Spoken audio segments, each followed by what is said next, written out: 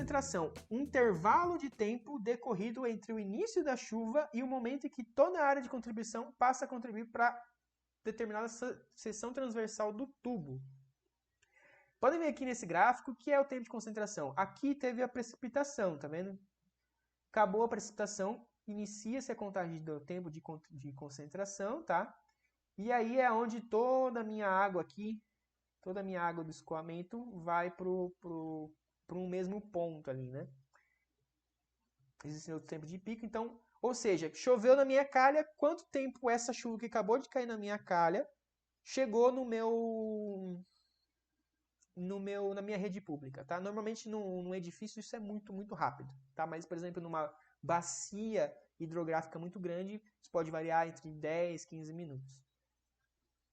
Então, pensa assim, eu tô num rio e do nada ele enche. Tu nem viu que tá chovendo ainda, e do nada ele enche. Esse é a chuva aconteceu lá longe e demorou, sei lá, 10, 15 minutos para essa água chegar e depois a chuva chega, entendeu? Depois de 1 hora a chuva chega ali, tá? Porque a água vai muito mais rápido. Então, uma bacia hidrográfica é isso, mas é interessante saber. Duração da precipitação, que nem eu falei, é o quanto tempo que durou aquela precipitação. Choveu, eu vou pegar uma chuva de, por exemplo, 1 hora, 2 horas e vou pegar uma duração ali de 5 minutos, que é a parte mais intensa. Tá? Normalmente a norma utiliza 5 minutos. Área de contribuição, então a soma das áreas de tudo que está caindo. Então imagine um edifício aqui e tá chovendo, então tudo que precipita ali sobre esse edifício, sobre essa obra, é uma área de contribuição e você tem que somar elas, tá?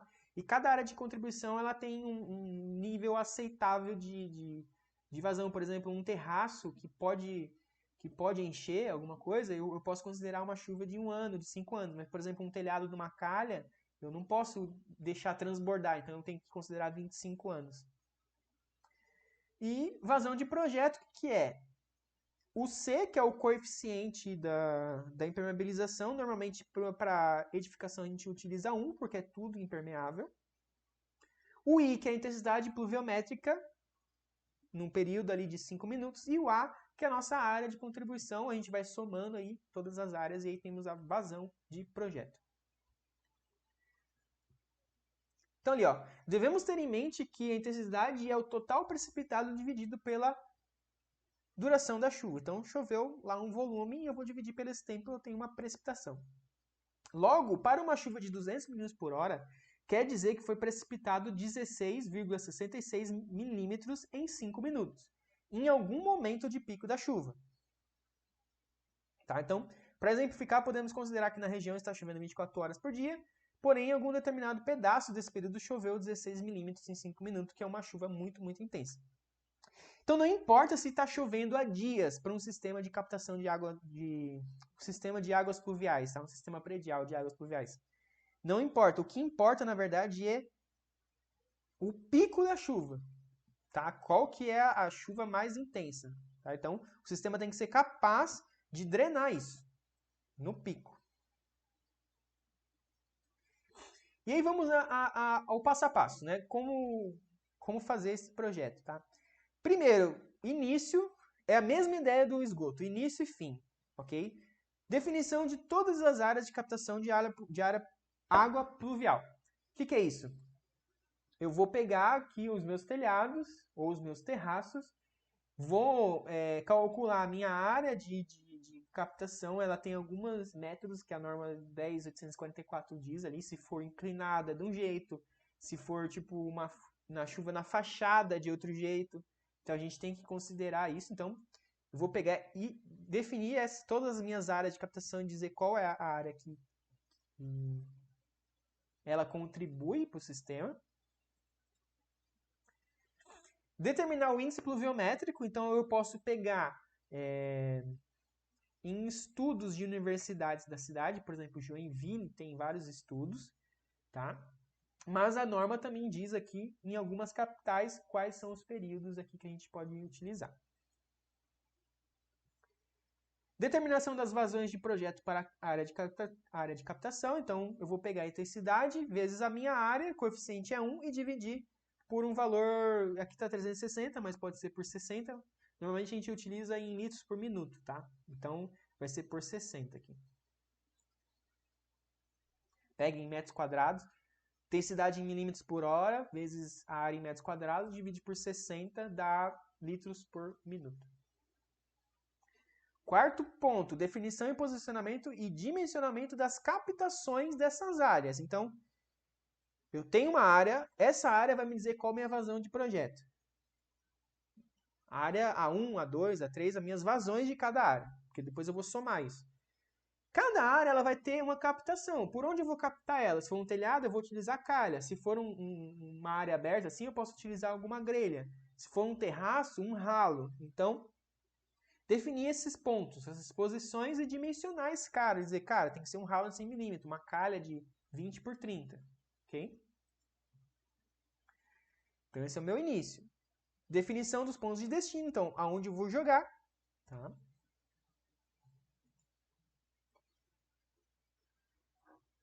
Aí aqui, ó, aí aqui é tudo meio que parecido com a parte de esgoto, que é definição dos espaços técnicos. Aí você pega o espaço técnico, faz as ligações entre os pontos de captação e o destino, define os materiais, dimensionamento do sistema, define as fixações e vai para a parte de documentação. Que aí é um projeto detalhado aqui, que nem está aqui. Parte de esgoto e drenagem já foi, agora vamos para projeto hidráulico, tá? Aqui você precisa saber o que você tem que seguir, tá? Então, o projeto hidráulico é o projeto que conduz a água fria e quente da sua fonte até os pontos de consumo. E você deve utilizar a NBR 5626 para fazer esse projeto, tá? O projeto hidráulico ele tem que atingir esses requisitos aqui, tá? Ó, aqui, a norma aplicada NBR 5626, então quando você for fazer os traçados, as definições de pontos, tem que ir lá e conferir, dar aquele checkzinho no item da norma. É muito legal a 5626, que agora ela é um checklist, tá? Ela não é um passo a passo, mas ela é um checklist. Então, se você pegar esse passo a passo e usar o checklist da norma, é um bom caminho. A primeira coisa que tu tens que fazer é definir as vazões de projeto, tá? Eu sei aonde vai estar os meus aparelhos sanitários, porque eu já fiz a minha definição de pontos ali de esgoto, eu já fiz, né, toda a parte inicial lá, eu já sei. Eu já sei quais vão ser os meus aparelhos sanitários, tá?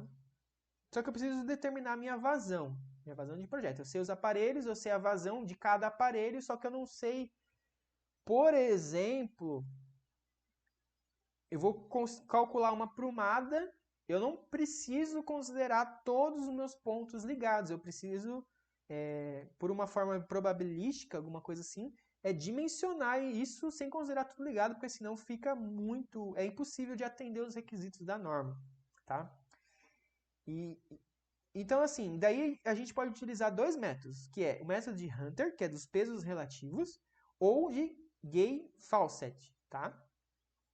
O método de Hunter é o mesmo da 5626 antiga. E aí, o que tu tem que fazer? Você não vai poder utilizar mais aquela tabela que a 5626 dizia, o chuveiro tem que ser 0,2 lá de peso. Não. Você vai pegar a vazão do chuveiro que você vai especificar, que você sabe que vai ser lá, dividir por 0,3 e elevar ao quadrado, aí você vai saber o peso desse cara. Então, o peso de cada coisa. E depois aí você aplica a fórmula inversa, né? Você faz a fórmula inversa nos somatórios de pesos, tá? Então, eu sei todos os pesos de cada aparelho sanitário, depois eu faço a fórmula que a minha vazão de projeto é 0,3 vezes a minha raiz do somatório de todos os pesos que aquele meu ramal está alimentando. O outro método, ele é uma porcentagem de acordo com o consumo. Então, por exemplo, ele até tem um gráfico aqui. Esse gráfico está no livro do Hélio Creder, da 5ª edição, tá? Quando eu tenho aparelhos que são comuns, né? Eu vou ter uma curva, e quando eu tenho aparelhos com válvula de descarga, tá? É uma outra curva. Mictórios e vasos sanitários que tem esses caras, tá bom? E geralmente eles tem que ser ramais separados do outro sistema. Então, você pode utilizar as duas curvas. Então, por exemplo, se eu tenho lá 1000 litros por minuto de consumo máximo possível, somando tudo, eu posso utilizar aqui, ó, 30 e 35%, né, de porcentagem de uso. Então, eu vou para 350 litros por minuto, ok? Então, você vem aqui e utiliza esse gráfico também que está ok. A norma diz que você tem que utilizar métodos que são comprovados, tá? Então, é a única coisa que ela exige. E se tiver um estudo já sobre isso, vários livros falam disso, então a gente pode utilizar sem problemas. Só tem que dizer lá no nosso memorial de cálculo, né, qual foi o método que a gente utilizou. Para vazão de abastecimento, o que é vazão de abastecimento? Quando venho da rua até um reservatório. Então, essa vazão, ou de uma bomba de recalque ali do reservatório inferior para o superior, tá? Para residências unifamiliares, o tempo de reposição deve ser de até 3 horas e multifamiliar e outros tipos até 6 horas, tá? Então, por exemplo, eu pego o meu consumo diário e divido por 6, né? Ou por 20, se eu tenho 24, né? Enfim.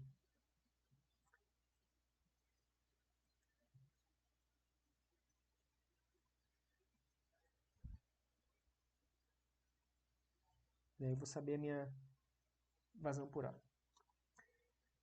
Então, eu sei como agora saber a minha vazão de projeto. Aí é interessante saber alguns conceitos a parte de hidráulica já foi, agora a parte de aproveitamento de água da chuva, tá? Por quê? Pode ser que no teu projeto, alguns pontos precisam ser de aproveitamento de água da chuva. Por exemplo, lavagem de garagem, tá? Então, às vezes, o construtor pede, ou algum selo, alguma coisa assim. A minha vazão de projeto ali, no meu uso, meu sistema de água fria, a minha vazão, é o mesmo método que eu utilizo. Só que para você elaborar um projeto de aproveitamento de água da chuva, a gente tem que saber alguns conceitos hidrológicos, tá? E aplicar a NBR 15527, que trata disso. Então, qual que é o conceito? Vai chover por um determinado período. Daí eu posso utilizar vários métodos. Existem métodos que utilizam dados diários, dados mensais e dados anuais, ok? Cada método tem um erro, né, aceitável. Então, o que eu vou fazer? Eu tenho esses dados, vamos, por exemplo, os dados mensais. Então, eu tenho que pegar em dados mensais quanto que chove e comparar com quanto que consome a edificação. Então, é consumo diário. Então, por exemplo, se eu vou utilizar para vaso sanitário mais lavagem de piso, tem que saber qual que é o consumo diário para esses usos, tá? Por que isso? Porque eu preciso dimensionar não só a rede, tá? Então, a minha rede eu dimensiono como se fosse 5626, método dos pesos. Só que o meu reservatório eu dimensiono em quanto que precipita pela quantidade que eu vou consumir nesse determinado tempo, tá?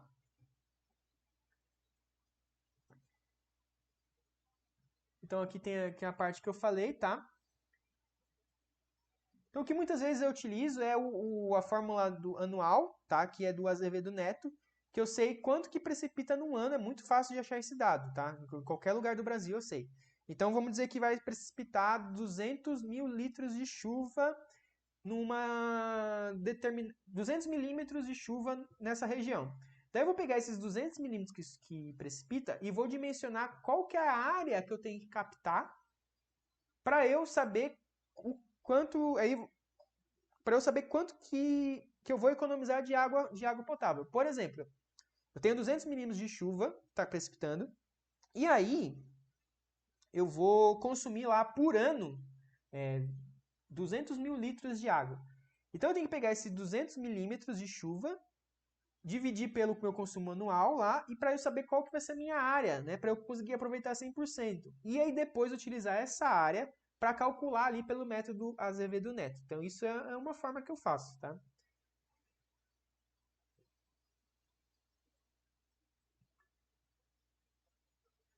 Existem várias outras formas, então quando você for fazer um projeto de aproveitamento de água da chuva, a gente tem que passar por 5 etapas. Determinação do uso e do consumo, que nem eu falei, vai ser com lavagem de piso, vai ser vaso sanitário.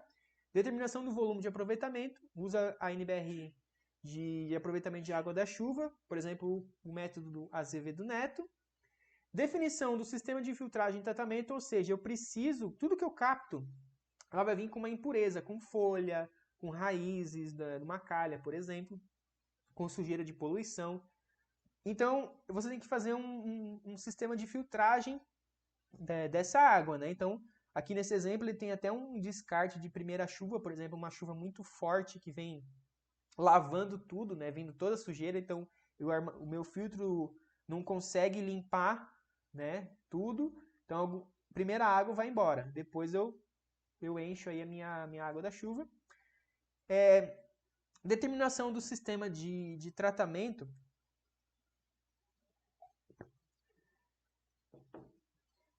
Por exemplo, eu vou utilizar para algum determinado uso, principalmente de vaso sanitário, para não ficar aquela água amarela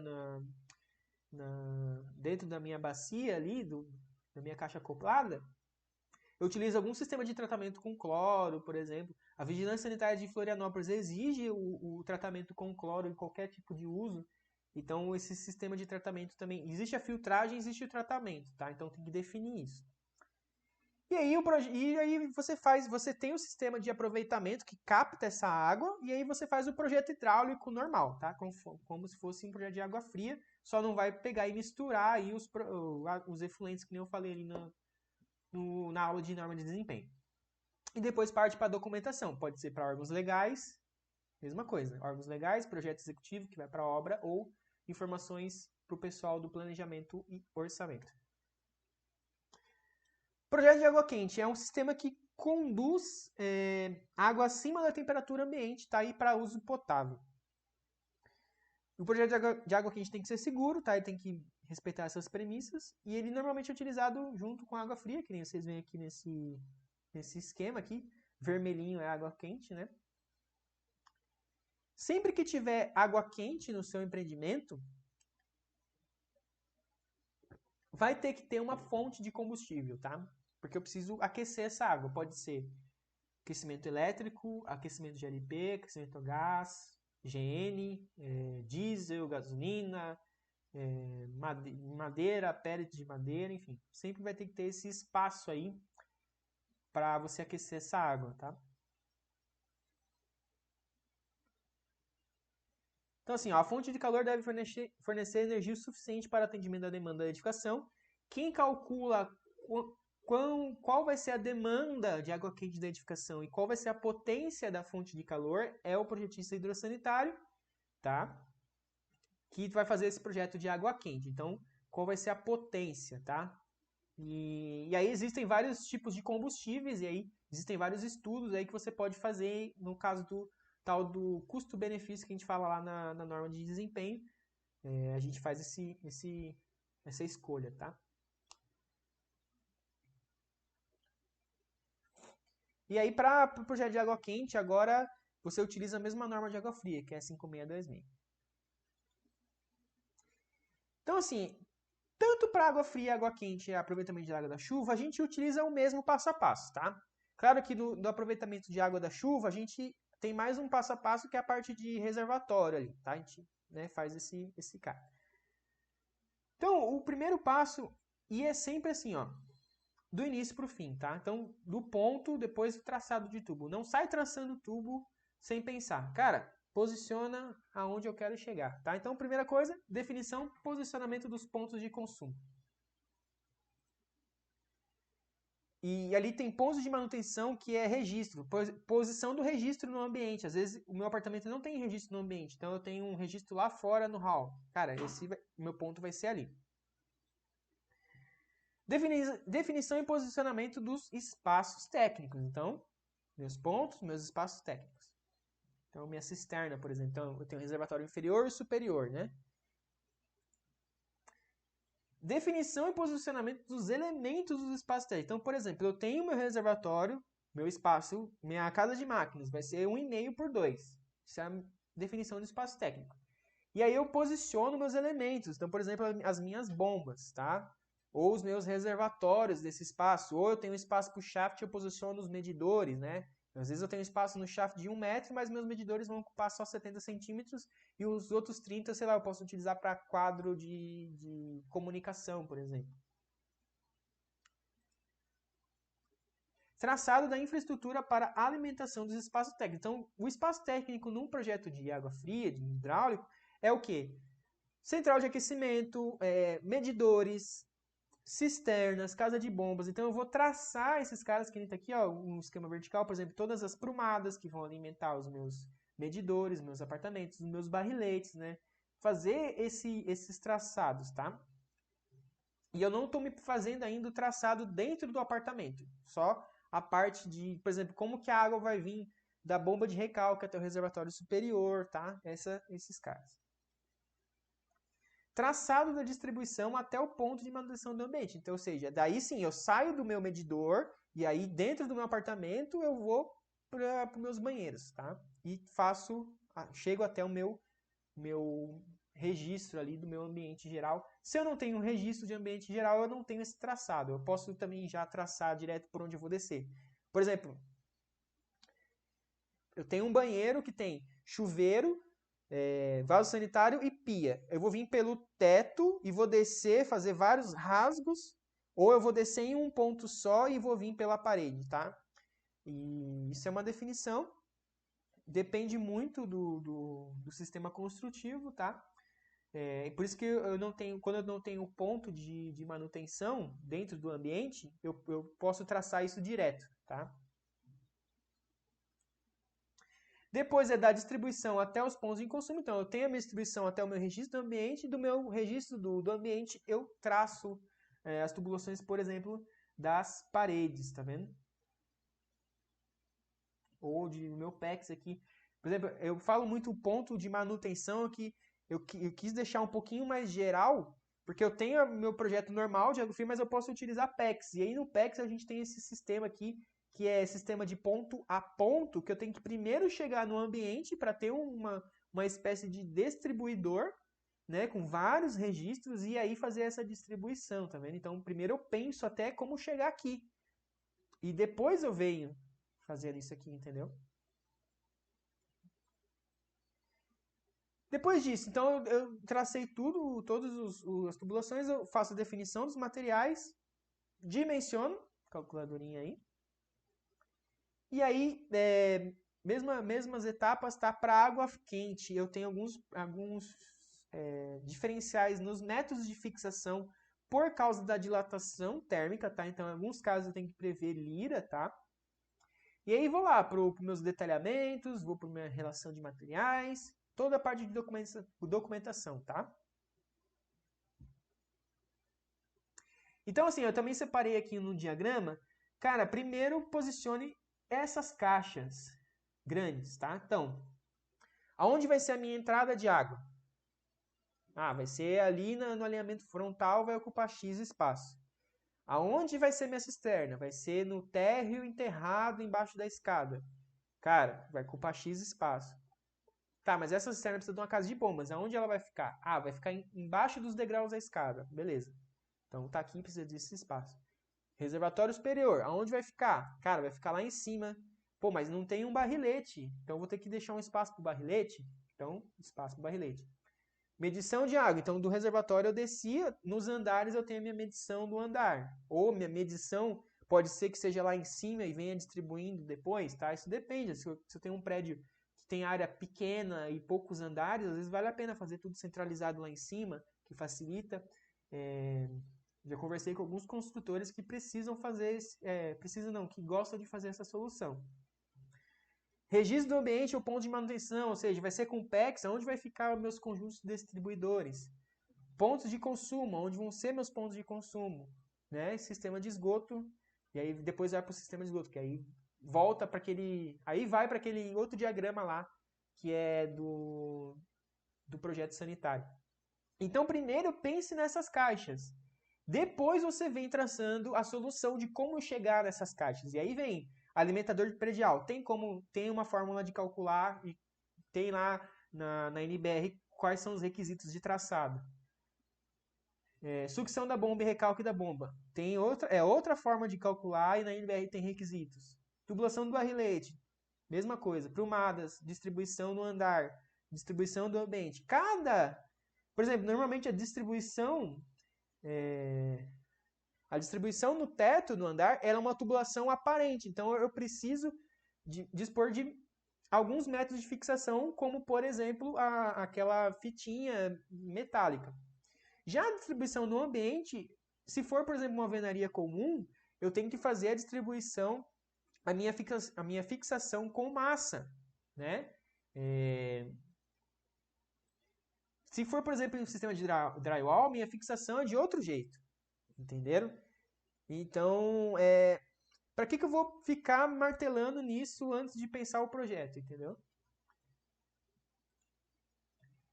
E é isso, pessoal. Essa é a nossa... Opa! Essa é a nossa segunda aula, tá? Ela abordou geral quais são os passo a passos, como que a gente tem que fazer, pensar o projeto, tá? E é isso aí. Até a próxima aula, até amanhã. A gente se vê. Valeu, tchau, tchau!